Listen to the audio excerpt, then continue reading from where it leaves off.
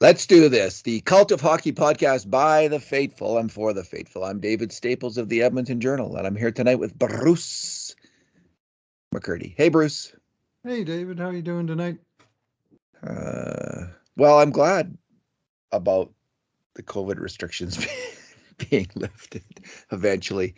I'm glad that Omicron maybe does seem. I was just thinking, Bruce, Omicron's come, and usually when the previous variant goes, there's already this other one kind of looming on the horizon in some other country. Like we've heard about it, and it's going to come our way. Doesn't seem like that's happening right now. So I'm just fingers crossed. I'm just hoping beyond all hope that this is the end game. So that's been on my mind all day.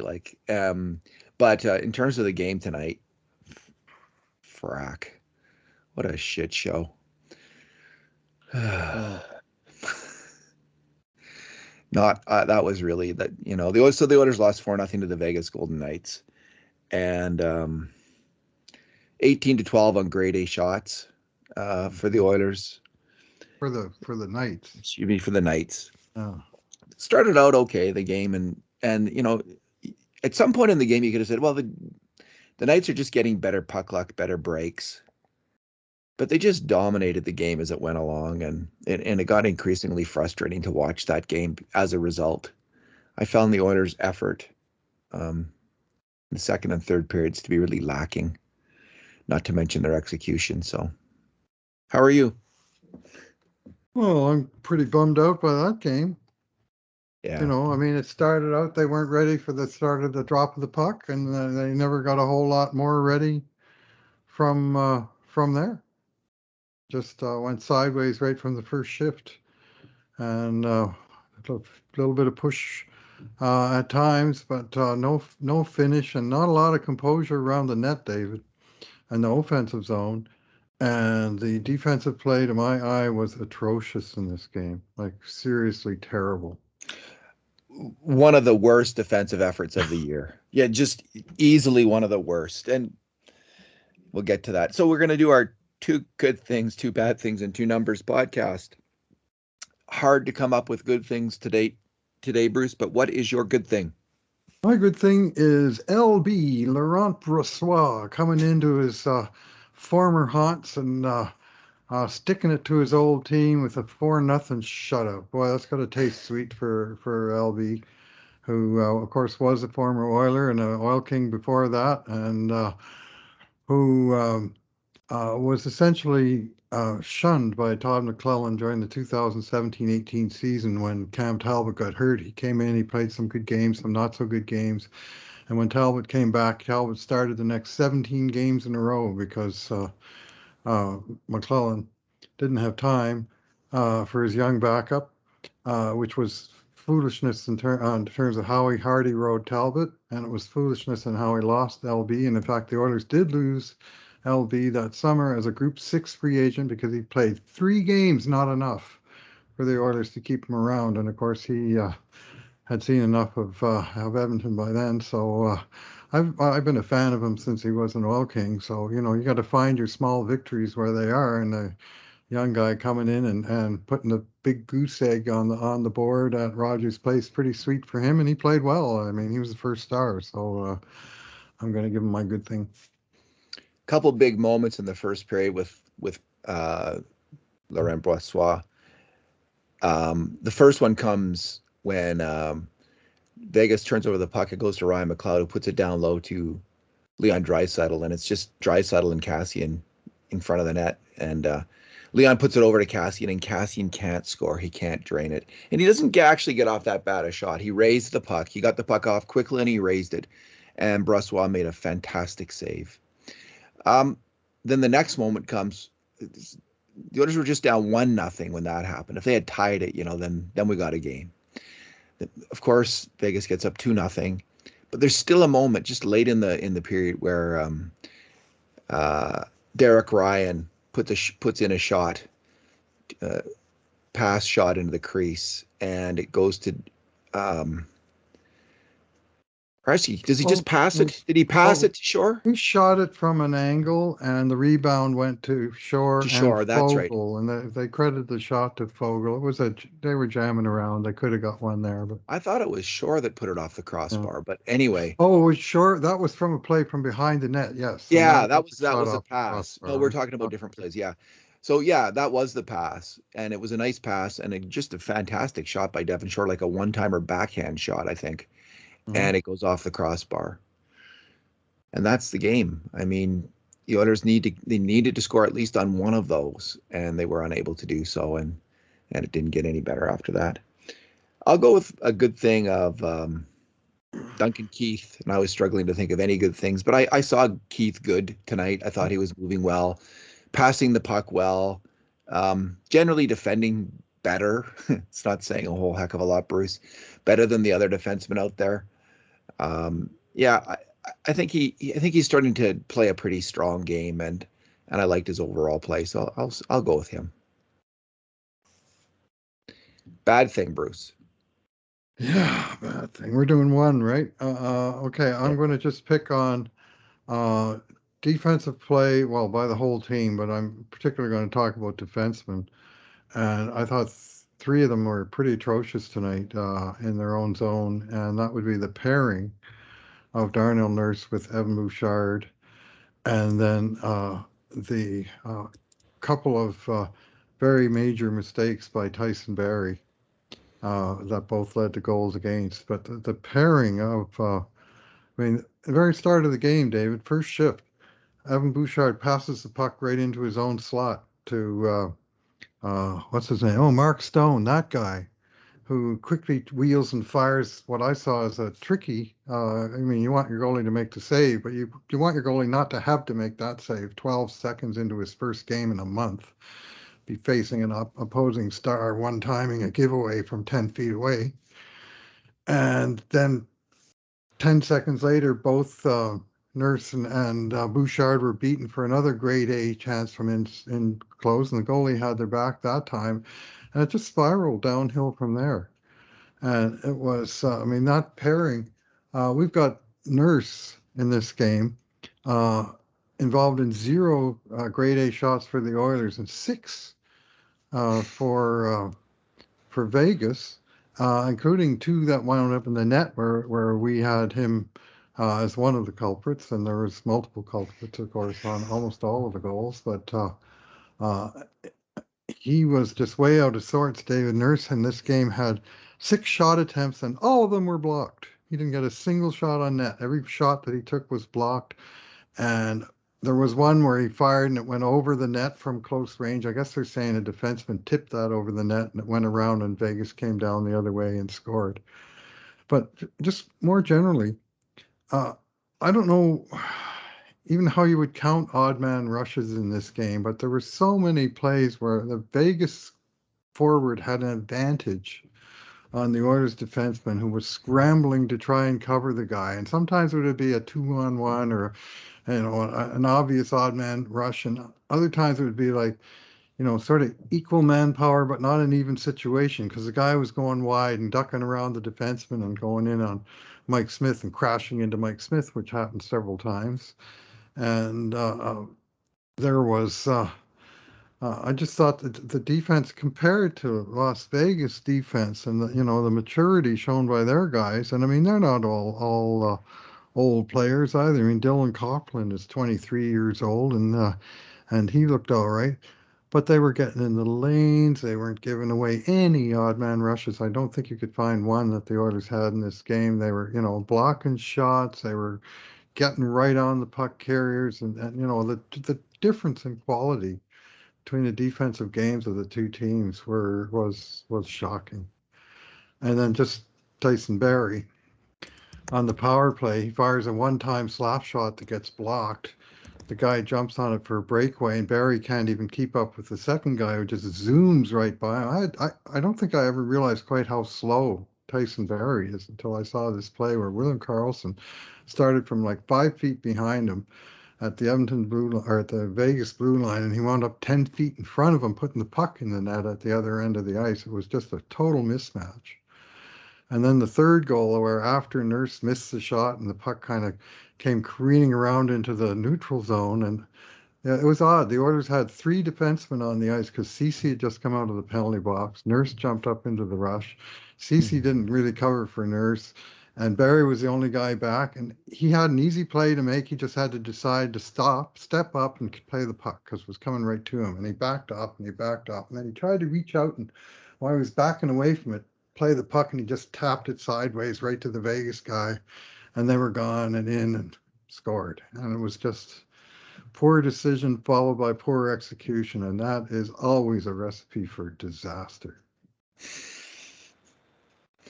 Just endless this game. It was just one thing after another. And Oh man. yeah, Bruce. I'm just gonna build on what you're saying because I just think, when you think about, like, I was talking the other day about what a weird team the Oilers are, and maybe they're not. Maybe really they're just a crappy defensive hockey team. And with weak goaltending. Certainly how I'm left feeling after tonight's game, just a team that doesn't really fundamentally commit to defensive hockey, to Yeah. making that job one, or job two at least, maybe job one. It's just not there. And I actually thought the fourth Vegas goal kind of epitomized that Mhm. because it had kind of all the, you know, it, it, Bouchard had a little bit of bad luck because the puck kind of deflected off him, but then he's kind of spinning around and he's lost the play and his back's to the play and he's out of it. And we see that a lot too much. He's a rookie, right? So it's kind of expected from Bouchard. It's going to happen now and then. But then, the puck's moving around down low and Nurse is on his belly trying to stop it. And it kind of goes past him once or twice too. And you get the feeling if he'd only been on his feet for a couple of those moments, he would have been able to stop one of those passes, stop the pass. But he wasn't on his feet. So the pass goes from low to high, to the guy in the slot who gets off a free shot because, Connor McDavid is puck watching essentially and slow on the back check. His head isn't on a swivel. He's not looking at who's coming in, who he might be on, and he misses the guy. So these are three of the best players on the team, two of the very best players on the team, the captain and the assistant captain. And, there's lots of reasons the Oilers aren't a good team. And people are, and I am hesitant and reluctant to ever criticize McDavid and Draisaitl and Nurse, for their overall play because they are such fantastic players in a lot of ways. But if I'm completely honest, Bruce, they've all got to pull up their socks on defense. They've got to do a better job, um, individually, the three leaders on the team, and collectively as a team, just in tightening up defensively, in maybe going through a streak of 10, 15 games where you make that job one, where that's all you're really thinking about. And you're thinking, we'll have the offense come as it may, but we are not, I personally am not giving up a grade A shot. Like that's not happening when I'm on the ice, even if it means playing a little bit more conservatively. Would that make sense? Is that crazy talk, Bruce? Well, Or there's a that's lot of one and done, and the puck flying the other way, and the other team that plays bend don't break, and then counterattack and skate hard. And boy, does that create seems like a ton of open ice and a ton of headaches for Edmonton defensively. Like they seem to be scrambling defensively a lot. yeah, yeah. Talented team, like an Oh exciting yeah. team, Hmm. very interesting Wow. team, roller coaster of a team, car Mm. crash of a team. They're it's an interesting squad, but I just think it doesn't seem like a Dave Tippett team, like in terms of the way they defend or play hockey even. Um, I don't know what he thinks about it. He's always pretty positive, but it's just starting to, like, if when you connect the dots, there's goaltending, but it's more than goaltending. It would have been nice for Mike Smith to make some saves, Yeah. on some of these grade A shots, but there Hmm. were 18 of them, and Yeah. you're Yeah. only going to He made stop. some saves later in the game. I Yeah, had a couple in the first minute, and TV commenters were talking about how good he would looked in the first period, making four saves out of six shots. And I'm thinking, yeah, well, that one that went through the five hole from 33 feet out didn't look that great to me. And sure, it was it was on a rush and stuff, but we called it a grade A shot, but you need to save on 3/4 of those shots, and they needed to save on that one. Yeah. So yeah, the whole defensive aspect of their game from the goalie on out is not clicking. It's not. Didn't tonight. And I think for in the entire losing streak, Yeah. and I don't know, was it papered over by a great power play early on? I can't. I'm not so sure about that. It just seems to be deteriorating a little bit. Okay, Bruce, what is your number? Yeah, okay. I think I'm going to go with this one. This is Edmonton's last 11 home games. Number of goals scored: 1, 1, 2, 1, 1, 5, 4. That's pretty good. 0, 5, 2, 0. And so they've been held to one goal or none in 6 of their last 11 home games, to 2 goals or fewer in 8 of their last 11. This is a team that's supposedly built around its offense. They can't score in their home ice. And they routinely have, good NHL teams come in here and thump the Oilers. Minnesota 4-1, Carolina 3-1, Toronto 5-1, Florida 6-0, Vegas 4-0. I mean, they're getting spanked consistently on their home ice. And by lopsided scores where they don't score much themselves. And they did win. They beat Nashville in the shootout. They beat Calgary in a game where they got badly outplayed, but they got a goalie win that night. But it's year after year, David, where it seems like the home games, the Oilers roll out the welcome mat for a chunk of the season, and it's it's gotten old. I'm getting old. I thought my dotage, I might finally see this team turn it around with these, superstar players that they have. And right now, even those guys are not really getting much done. I mean, the offense is on them, right? I mean, they Yeah. haven't scored much in those games because nobody scored much in those games. Well, this is related to my number, Bruce, which is about Okay. the power play. And I just wanted to look at the splits. So, my number is first overall and 23rd overall. So in the first 22 games that they played, the Oilers were first Hmm. overall in the NHL. They had a power play percentage of about 35%. In these last 21 games, they're 23rd in the league for that period for the Oilers, 23rd overall, and they're clipping on about 18%. So they scored 24 goals in the first 22 games, and they've scored 9 in the last 21. And mediocre power play. It's so unexpected. Yeah. That truly is. And I know Hmm. power plays, people say they're finicky and you can go up and down, but come on. The talent on this power play, Yeah. um, it is immense. And I know that there's been some frustration because they're getting slightly fewer power plays chances per game. Hmm. Not tonight though. They got quite a few tonight.